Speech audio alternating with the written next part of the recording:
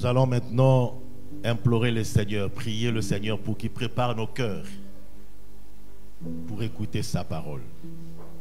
Prier aussi pour celui qui va être utilisé comme le canal du Seigneur pour que vous puissiez écouter sa parole. Prions ensemble. Prions le Seigneur.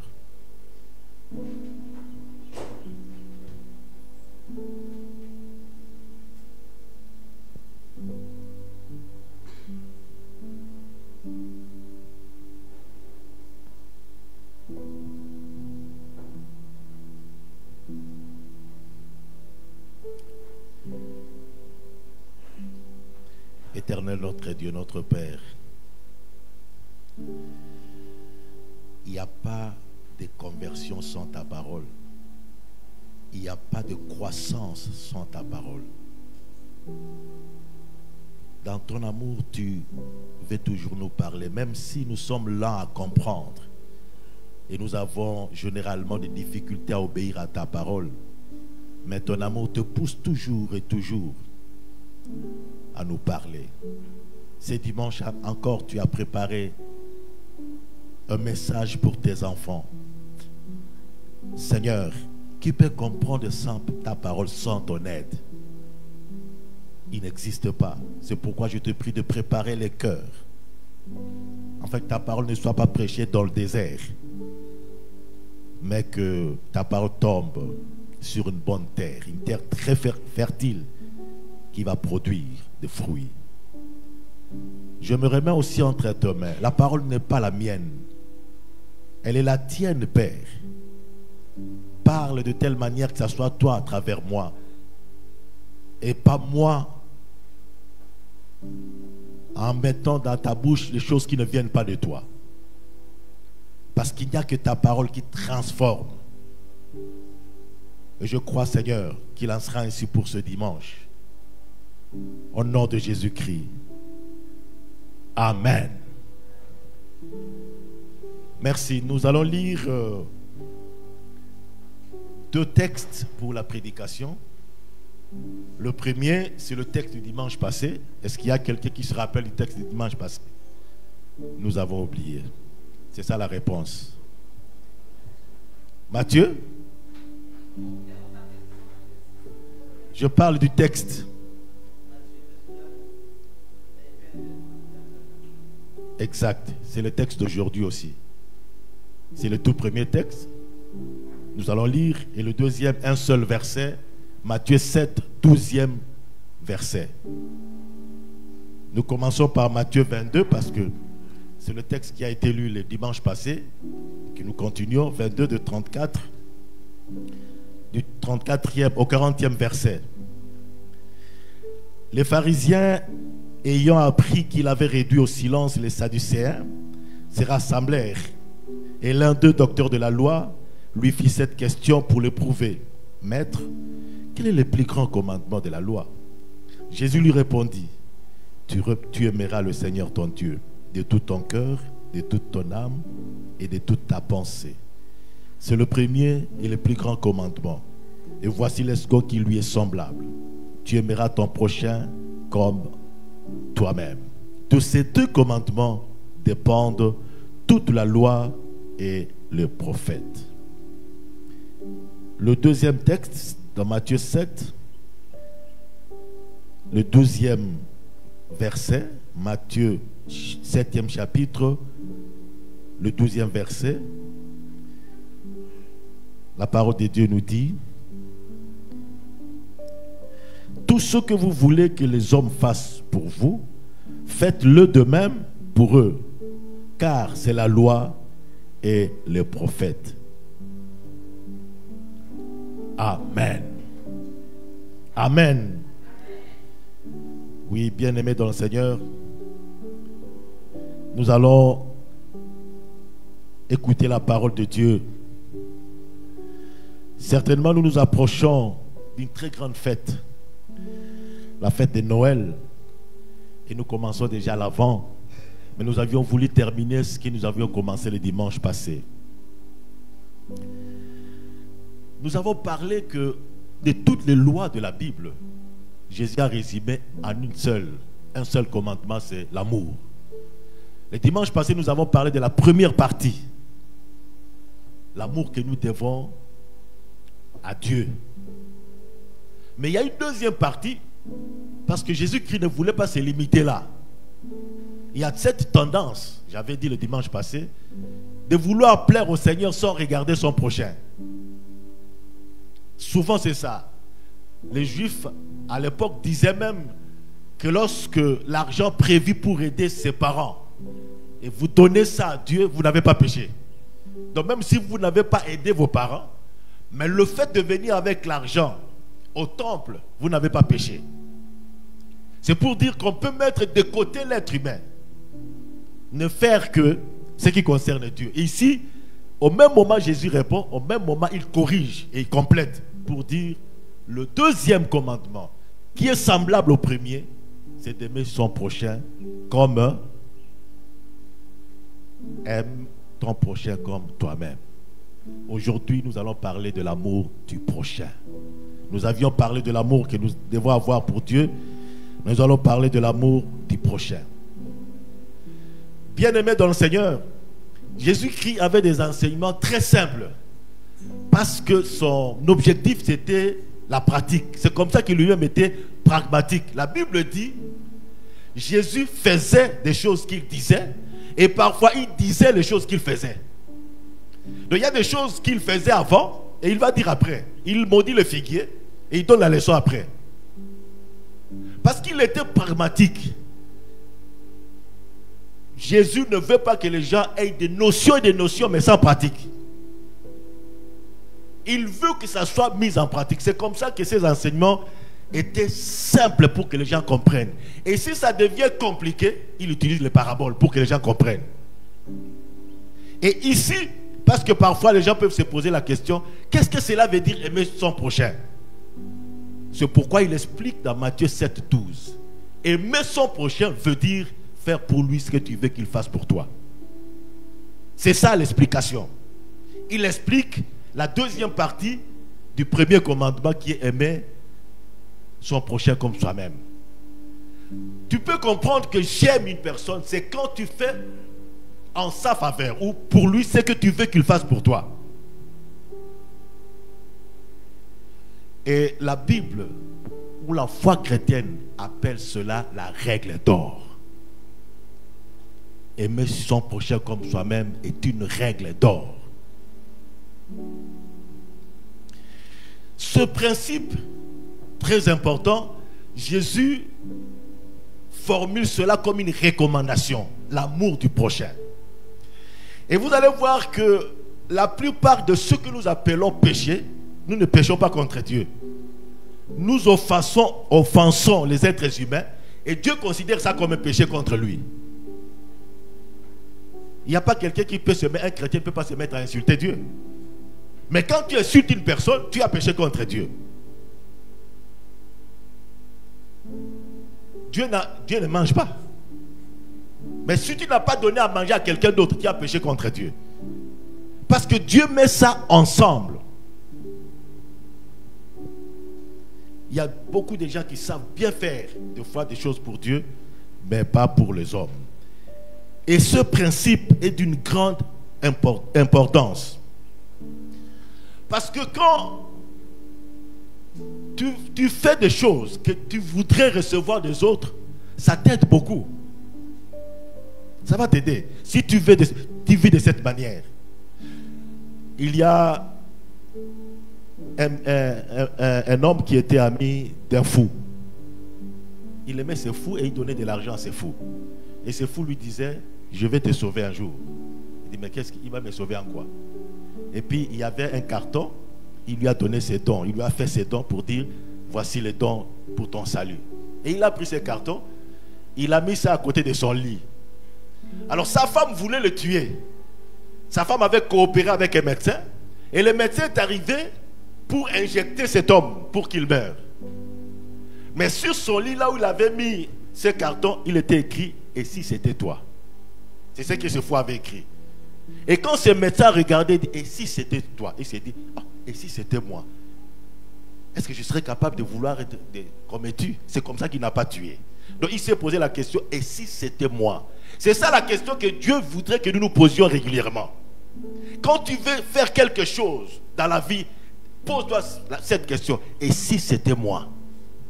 Si quelqu'un te demande quelque chose, avant de répondre, pose-toi la question de savoir, et si c'était moi? Quelle est la réponse que j'aimerais recevoir? Si c'était moi. Parce que ces principes vous aident à ne pas répondre à quelqu'un d'autre, mais à répondre à vous-même. Parce que si vous posez la question de savoir, et si c'était moi, vous allez répondre à vous-même. Et en répondant à vous-même, vous ne serez pas méchant contre vous-même. Nous posons des mauvais actes généralement parce que nous voyons l'autre. Mais si tu te vois à travers l'autre, il y a des choses que tu ne vas pas faire. Mais si tu vois l'autre, son problème, ce n'est pas le tien. Bien-aimé dans le Seigneur, l'histoire nous apprend que David avait commis les plus grands péchés de sa vie. Et quand Nathan est venu le voir, Nathan a utilisé une autre formule pour lui dire, écoutez, il y avait quelqu'un qui était riche, qui avait tout et tout, mais à côté, il y avait quelqu'un qui n'avait qu'une brebis. Mais pour que ces riches reçoivent son invité, il a préféré prendre la seule brebis qu'avait le pauvre. Qu'est-ce que David avait dit? David avait dit, oh, cet homme mérite la mort. Il est méchant. Mais quand Samuel lui a dit, cet homme c'est toi, il a changé. Je vais pécher, pardonne-moi. Parce que là, c'était lui. Mais avant, c'était plutôt cet homme méchant qui s'imaginait. Donc si nous prenons la place de l'autre, nous aurons cette tendance d'agir à notre propre égard et nous aurons la douceur. Et nous comprendrons. J'étais dans une ville, dans un voyage, dans une ville étrangère, dans un pays étranger. Et quelqu'un est venu me demander de l'argent. Et il était bizarre, avec des salives partout. Et puis j'ai sorti de l'argent, quelqu'un qui était là. Mais pourquoi tu te déranges? Pourquoi tu te déranges de lui donner de l'argent? Allons-y. Ça, c'est favoriser les pauvres, les faibles. Et je lui ai dit, je suis ce que je suis par grâce. Et si j'étais comme lui, je lui ai donné de l'argent. Donc, mettez-vous à la place de l'autre, vous aide à ne pas commettre des erreurs contre vous-même, à ne pas être méchant. Mais si vous regardez l'autre comme quelqu'un loin de toi, tu vas faire n'importe quoi. Le Seigneur nous dit pour que nous puissions nous rendre compte. Et lorsque nous faisons pour les autres ce que nous voulons qu'ils fassent pour nous, ça change nos relations interpersonnelles. Nos relations interpersonnelles se cachent souvent parce que nous voyons l'autre. Mais si nous pensons que c'est à nous de faire ce que nous voulons recevoir de l'autre, beaucoup de relations vont changer. Beaucoup de relations vont changer. Nous attendons plutôt que l'autre fasse ce que nous voulons, sans pour autant que nous fassions au préalable, ce que nous voulons recevoir. Parce que il est prouvé que beaucoup de choses que les gens font, beaucoup des actes qu'ils posent ne sont que des réactions à nos actions. Ce sont des réponses à nos actes. Beaucoup de choses que vous voyez, c'est parce que nous avons posé un acte et l'autre est en train de réagir à cet acte-là. Même lorsque vous voyez quelqu'un changer de comportement à votre égard, la question que vous devez vous poser, quel acte ai-je posé? Qu'est-ce que je fais pour qu'il réagisse de cette manière? Parce que souvent c'est la réaction. Vous voyagez, quelqu'un vous reçoit très bien. Le jour où il te dit que je viens dans la ville où tu es, tu te bats. Ce n'est pas que tu aimes la personne, mais tu te souviens de ce qu'il a fait pour toi. Tu réagis. Et donc, ce principe fait que nous soyons capables de faire ce que nous voulons. Parce que lorsque nous posons ou nous faisons pour les autres ce que nous voulons recevoir, leur réaction va être exactement la réaction que nous attendons.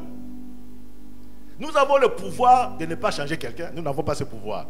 Mais nous avons le pouvoir de nous changer nous-mêmes. Et quand nous changeons, la réaction aussi change. Imaginez-vous que je vienne et que je rencontre la présidente Frédéric et que je lui dise, dis merci. Présidente, dis merci. Quelle sera sa réaction? Mais pourquoi, pasteur? Mais si elle est en train de manger, je lui dis bon appétit, qu'est-ce qu'elle va dire? merci. Je lui ai fait dire merci. Ce n'est pas qu'elle voulait dire ça, mais c'est mon action et elle dit merci. Si quelqu'un vous rencontrez et vous dites, mais tu es sale, qu'est-ce qu'il va dire? Toi, tu crois être plus propre que moi? C'est ça. Parce que c'est ça sa réponse, c'est la réaction à ton action. Mais si tu lui dis, tu es bien vêtu, quelle est la réponse? Merci. D'ailleurs, beaucoup quand ils entendent ça, ils commencent à sourire. Merci beaucoup. Merci. Ce sont des réactions. Et nous sommes responsables, dans la plupart des cas, de ce qui se passe dans nos relations. Mais nous regardons plutôt les autres. Dans mon ministère pastoral, j'ai connu une sœur, un cadre, mais très timide. Il ne faut pas être trop timide dans la vie. Elle a même honte de saluer les gens. Quand vous êtes nombreux, elle est plus âgée que moi. Elle a même honte de saluer les gens. Et beaucoup de membres de ma paroisse, de notre paroisse, ne la saluaient pas parce qu'ils se disaient, bon, elle n'aime pas saluer les gens, nous aussi on ne s'occupe pas d'elle. Mais moi je la saluais toujours. Vous voyez, quand elle voit, elle fait semblant de ne pas voir. Je suis. Bonjour sœur Justine. Bonjour pasteur. Et puis quand elle va, tout le temps, finalement, elle a fini par me saluer. Elle s'est sentie redevable parce qu'elle se disait, non, si je ne salue pas cet homme, il va me suivre pour me saluer. Bien-aimé dans le Seigneur, c'est ça, ce principe est d'une grande importance. Et ce principe vous aide à vous évaluer. Si quelqu'un dit que les gens ne m'aiment pas, c'est que lui n'aime pas les gens. Quelqu'un qui aime reçoit aussi de l'amour. Même pas par tout le monde. Nous avons l'exemple de Christ. Il a aimé et il a été aimé. Ce sont les pharisiens et les sadducéens, à cause de la jalousie, qui ne l'ont pas aimé. Mais la majorité l'ont aimé. Si dans ta vie tu n'es pas aimé, c'est que toi tu n'aimes pas. Si tu aimes, tu seras aussi aimé.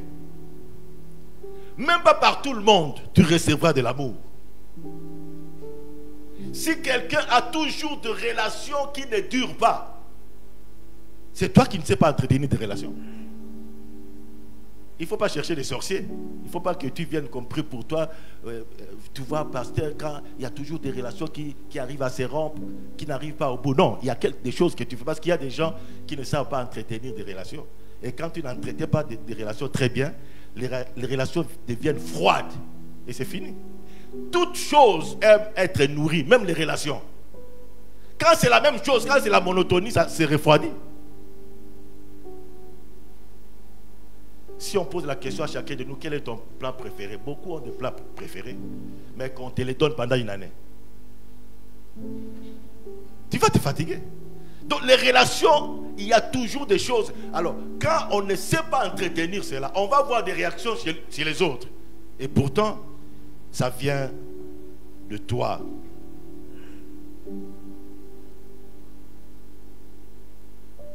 Bien-aimés dans le Seigneur, les gens avec qui nous vivons réagissent dans tout ce que nous faisons. J'ai un cousin qui avait des moyens et qui même aujourd'hui a des moyens, mais ses enfants n'ont pas pu terminer. Il n'avait que 2 enfants. Il n'a que 2 enfants. Ils n'ont pas pu terminer l'université. Et il se plaint avec sa femme. Mais pasteur, qu'est-ce qui se passe? Mais quand je pose la question, dans votre vie, vous avez soutenu quelle personne? Ils n'ont jamais soutenu quelqu'un de la famille. Alors quand les enfants vont en ville pour étudier, les membres de la famille aussi ne s'occupent pas de ces enfants. Ce que nous faisons, c'est ce que nous sémons. Nous allons récolter ce que nous sémons.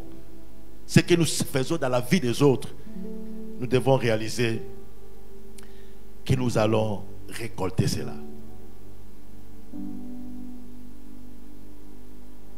Et bien aimé dans le Seigneur, même si les êtres humains ne réagissaient pas positivement, parce que le cœur humain, il est mauvais.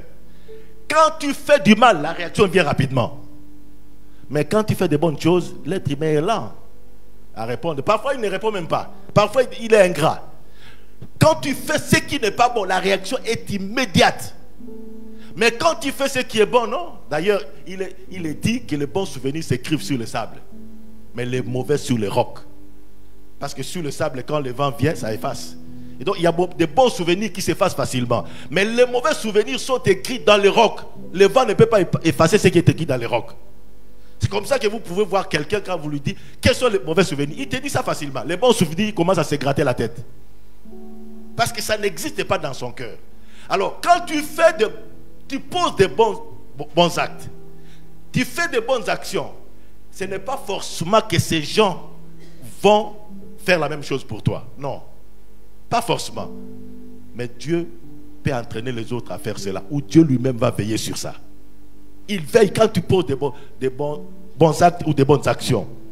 Parce que même Jésus lui-même, il dira à la fin des temps, la Bible nous dit, j'avais faim et tu m'avais donné à manger. Et c'est nous qui poserons la question à Jésus, quand est-ce que je t'avais donné à manger? Il dit non, quand tu avais donné à ceux qui avaient faim. Ce qui veut dire que Jésus va récompenser le bien que vous faites des actes positifs que vous posez à l'égard des autres. Parce que si vous ne regardez que ces gens-là, l'être humain, il est ingrat. Mais cette restitution, cette réponse, si ça ne vient pas de la personne qui a été assistée par toi, elle viendra de Dieu lui-même. Parce que c'est Dieu qui a recommandé cela. Et bien aimé dans le Seigneur, lorsque vous aimez, vous avez l'amour du prochain, vous voulez faire de lui ce que tu veux qu'il fasse pour toi, vous allez pardonner facilement. Les gens ne pardonnent pas facilement par manque d'amour. Quand on aime, on pardonne facilement. Facilement. Il y a un adage dans mon pays qui dit ce que l'enfant fait contre les parents n'est pas écrit dans leur cœur. Contre les parents. Non. Les parents effacent tout. Tout ça, on efface. On dit ce que l'enfant a fait, on ne garde pas rancune. Et c'est parce qu'on aime l'enfant. Si nous ne pardonnons pas, c'est parce que nous n'aimons pas. 1 Corinthiens 13 nous dit clairement le pardon. Quand on aime, on ne voit même pas ces défauts-là. Pardonne facilement. Je vois les mamans aujourd'hui, les mamans d'aujourd'hui ne souffrent pas comme nos mamans de l'époque. Ces mamans, non, c'est terrible. Vous voyez un enfant qui est enrhumé et puis la mère bouche une partie et puis tire de sa bouche. Je connais même des mamans qui goûtaient les caca de leurs enfants pour évaluer la santé. Oui. Elle goûte, elle sent, ah non, il doit s'agir de ceci ou de cela. À cause de l'amour. À cause de son amour, le caca devient propre. Oui, à cause de son amour. Le caca devient quelque chose qu'on peut mettre dans sa langue pour goûter. À cause de l'amour. L'amour brise tout. Avec l'amour, on est capable de tout. Chez nous, à cause des conflits politiques, on a envoyé des militaires et un politicien, on l'a gardé dans la maison. On a sorti sa femme, ses enfants et sa mère. Et puis on a mis du feu. Mais alors qu'il criait dedans, sa femme était en train de crier. Mais sa mère est entrée dans cette maison. Elle est morte avec son enfant. L'amour. Elle n'a pas vu le feu. Elle a dit, peut-être qu'elle avait l'idée de sauver. Elle était morte avec son enfant. Ce qui vous manque, la gravité que vous voyez de ce que les autres font contre vous, c'est le manque d'amour. Lorsqu'on aime, tout ça c'est rien. Et ça vous aide à avoir de bonnes relations avec les autres. Enfin, si vous aimez, vous allez pardonner. Et si vous pardonnez, vous serez pardonné. Chaque dimanche, nous confessons, mais il y a des gens qui ne sont pas pardonnés. Parce que tu ne pardonnes pas. Parce que c'est Christ lui-même qui dit, si tu ne pardonnes pas, tu ne seras pas pardonné. Tu confesses, mais tes péchés ne sont pas pardonnés parce que tu n'as pas pardonné. Pardonne nos offenses comme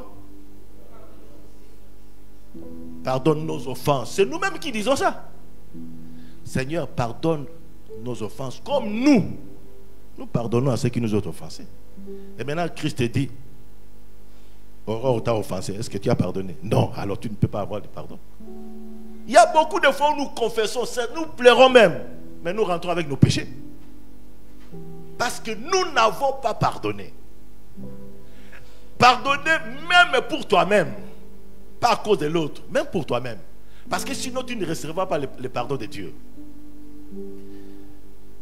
Et bien-aimé dans le Seigneur,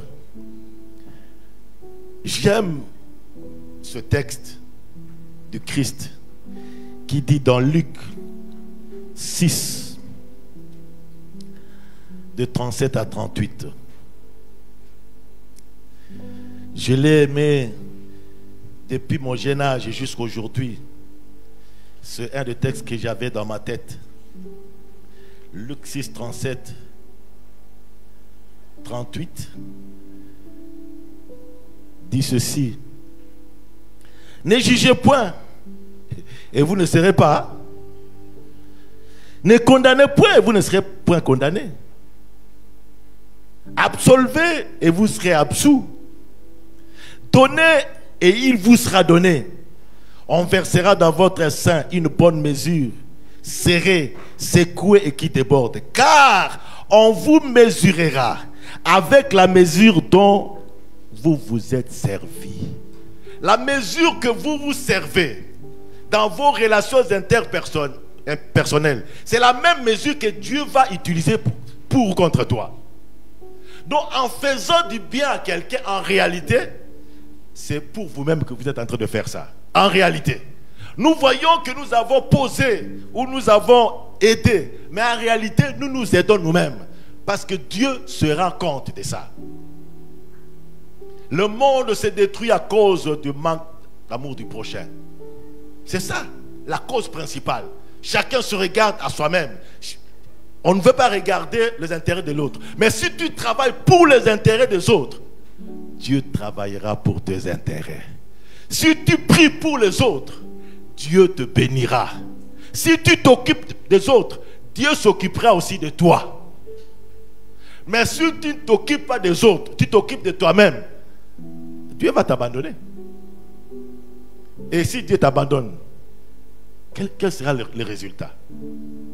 C'est pourquoi je termine en vous disant, chaque jour, il faut poser des actes d'amour. Il ne faut pas qu'une journée passe sans que tu aies posé un acte d'amour à l'égard d'un prochain. Vous allez me dire, mais quel est cet acte d'amour? Saluer les gens que vous ne connaissez pas. C'est un acte d'amour. Il y a des gens qui souffrent parce qu'ils n'ont pas des gens qui les saluent. Moi, j'ai déjà eu comme ça des filles. Pasteur, prie pour moi. J'ai fait des kilomètres, mais personne ne m'a salué. Personne ne m'a regardé. Nous, parce que nous recevons facilement les salutations, que parfois on ne s'occupe même pas. Mais il y a des gens qui se disent, qu'est-ce que je fais? Pose des actes d'amour. Lorsque les gens sont en train de fuir quelqu'un, quand tu t'approches de la personne est contente parce qu'il n'y a que toi. Il faut poser, avant de dormir, rassure-toi que tu as posé des actes d'amour pour Dieu, c'est vrai, mais aussi pour les êtres humains. Ou à travers un conseil. Mais ne vous cachez pas toujours dans la prière. Parce qu'il y a des gens qui se cachent trop dans la prière. J'ai prié, oui. Mais en dehors de la prière, il faut faire quelque chose.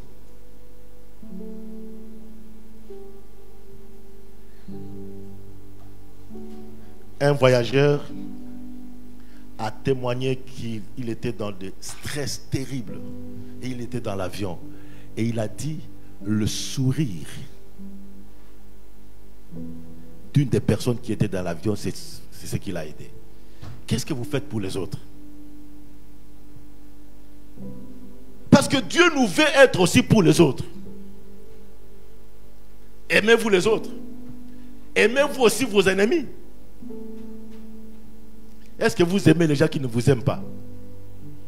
Si vous aimez les gens qui vous aiment, mais en quoi êtes-vous différent des païens? Parce que même ceux qui prennent des drogues, ils ont des relations entre eux. D'ailleurs, chez nous, on dit, ce sont les fumeurs qui savent bien partager. C'est ça chez nous. Parce que le fumeur, même au cours du chemin, il rencontre un autre fumeur et puis il lui donne de la cigarette. Mais si vous ne faites rien qui soit différent des païens, pourquoi attendre les récompenses? Même les voleurs s'entraident entre eux.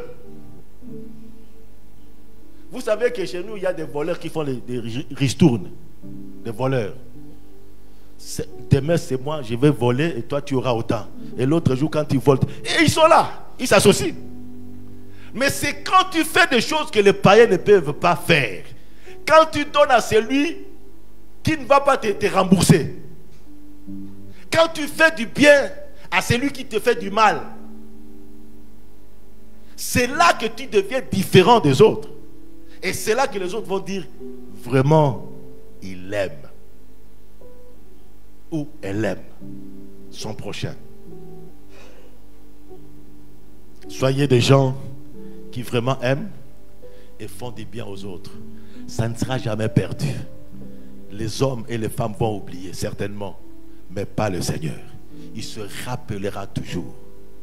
Il se rappellera toujours. Et en faisant du bien, la Bible nous dit, vous accueillez aussi les anges. Les anges sont des êtres spirituels. Ils sont saints, ils sont parfaits. Mais aux yeux de Dieu, nous avons plus de valeur que des anges. Parce qu'on ne peut pas comparer un serviteur à un enfant. Un serviteur, qui qu'il soit, ne peut pas prendre la place d'un enfant. Mais la Bible nous dit que ces gens sont envoyés par Dieu. Et la Bible dit, en accueillant les gens, vous avez aussi accueilli des anges. Donc les anges, on ne le voit pas, mais ils prennent la forme physique pour les voir. Bien-aimés dans le Seigneur, si nous faisons du bien, si nous accueillons bien les gens, et quand vous accueillez un ange, qu'est-ce que vous aurez? Vous serez bénis par le Seigneur. Je n'oublierai jamais ça. Parce que moi, j'étais très, je l'ai dit toujours, j'étais très turbulent. Très, très turbulent. Et moi, je ne craignais pas je n'étais pas timide comme beaucoup de jeunes. Quand j'étais à l'école, j'étais le premier dérangé de l'école ou le deuxième. Mais à cause de l'intelligence, on me gardait. Oui. Et quand j'ai fait mon premier voyage, c'est du Congo, de Kinshasa à Paris. C'est-à-dire que je n'avais même pas vu le Congo-Brazzaville. Et j'arrive à Paris. Pour ceux qui connaissent l'aéroport Charles de Gaulle, ça c'est toute une cité, c'est compliqué. Je vous ai pas de détails. Je prends le train pour aller à Strasbourg. Mais au retour, je devais aller à Wuppertal, en Allemagne. Et c'est ma première fois. J'entre dans un train. Et puis, je ne savais rien. Je vois au-dessus, ça s'allume. C'est-à-dire qu'il y a quelqu'un qui a réservé ça. Et cet homme arrive, dès qu'il me voit, j'étais le seul noir. Dès qu'il me voit, il court. Et puis, quelqu'un m'a dit, non, c'est sa place. Je me suis mis debout et l'autre a dit, non, il est raciste. Il ne va pas s'asseoir là où un noir s'est assis. Au-dedans de moi, j'étais gêné, mais aussi je me suis dit, c'est une bonne chose pour que je m'assoie. Et j'ai quitté le train, je suis descendu pour prendre un autre train du côté de l'Allemagne. Ils ne veulent pas qu'on parle en français. Donc quand tu parles français, non, ils ne veulent même pas écouter. J'ai dit, mais qu'est-ce qui se passe? Et je vis un homme, il avait un costume bleu. Il est venu vers moi. Il a parlé en anglais simple. Il m'a dit, don't worry, I will help you. Il a quitté son train, il m'a pris. Il m'a fait entrer dans le train et il m'a dit, c'est là-bas. Assois-toi. Alors je m'assois, je regarde pour remercier la personne, je ne l'ai pas vu. J'ai dit, je vis un ange. Et cet homme-là était un homme comme moi. Il n'y avait rien. Il n'y avait rien de spécial. C'était un homme comme moi, vêtu comme les Français et les Allemands. Donc en faisant du bien, nous rencontrons aussi des gens comme ça. Des fois, vous rejetez quelqu'un et Jésus te dit, oh, si tu connaissais. Même les mendiants que nous voyons là. Je ne dis pas que tu dois donner ton argent à tous les mendiants. Parce que si tu fais ça, tu vas devenir pauvre. Parce qu'il y en a tellement, ils sont tellement beaucoup. Mais quand ça te touche, donne. Et il ne faut pas que toi, pour toi, tu ne donnes aux mendiants qu'un dirham. Il y a des gens qui préparent déjà de 1 dirham. Non. Donne aux mendiants ce qui est important si c'est nécessaire. Il y a des gens qui n'ont jamais donné 100 dirhams à un mendiant. Jamais. Jamais 50 dirhams. Jamais 20 dirhams. C'est 1 dirham. Et quand il a dit dirham, il dit, tu as de la malchance parce qu'il n'y a pas 1 dirham. Non. Et si tu étais à sa place, tu allais même prier, Seigneur, envoie quelqu'un pour me donner 10 000 dirhams. Faisons pour les autres ce que nous voulons qu'ils fassent pour nous. Et c'est pourquoi Dieu nous garde. Et ça, c'est une manière de prêter à Dieu. Et quand tu prêtes à Dieu, il te donne au centuple. Nous allons prier le Seigneur. Regarde ta vie, mon frère, ma soeur. Est-ce que tu aimes les autres comme toi-même? Est-ce qu'il y a des gens que tu n'as pas pardonnés?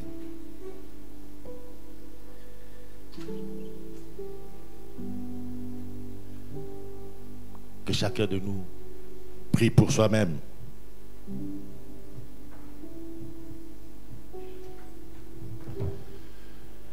Que ce message trouve de la place dans ton cœur.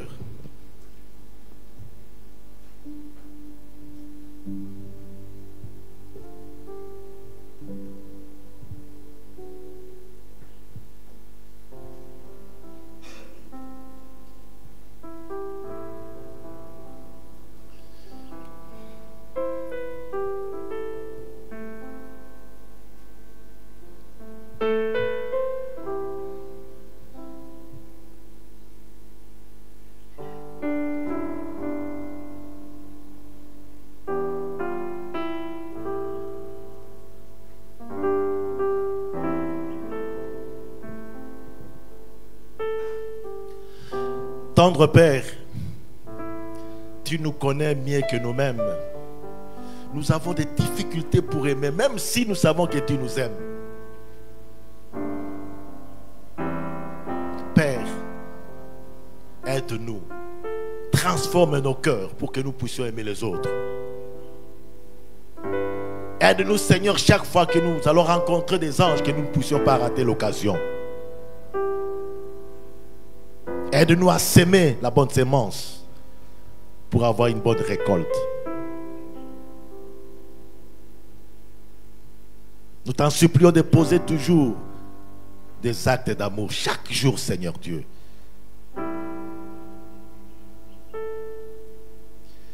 Et que nous vivions comme la prière de ton serviteur.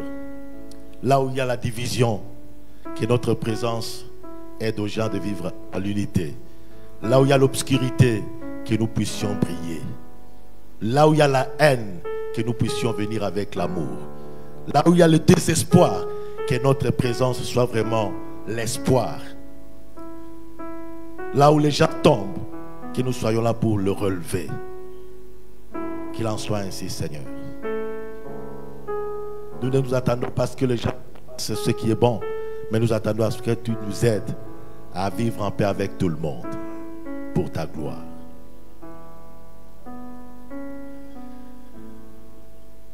Nous allons prier aussi pour ce mois, le tout dernier de cette année en cours, que le Seigneur nous guide et nous fasse entrer à l'année prochaine normalement, avec autant de bénédictions. Nous allons aussi prier pour ceux qui sont malades, pour notre Église, pour le Maroc, pour le roi et pour nos pays. Prends 2-3 minutes pour la prière. Prions le Seigneur.